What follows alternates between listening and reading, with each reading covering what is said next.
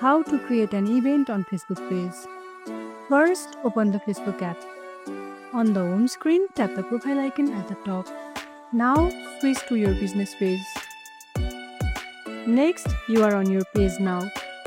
Tap your page profile icon again. Scroll down a bit and tap on More. From the list, tap Events. Now, tap on Create Event. Type in your event name. Choose your start date and time and then fill in the details like what's happening, who should join, and anything exciting. Keep it clear, catchy, and fun. You can also add your cover image if you like. When everything looks good, just tap the Create Event button. Boom! Your Facebook event is live and ready to invite people in.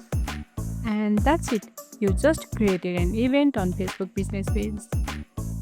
If you found this tutorial helpful, don't forget to like this video, subscribe and tap the bell icon so you never miss an update. See you in the next one.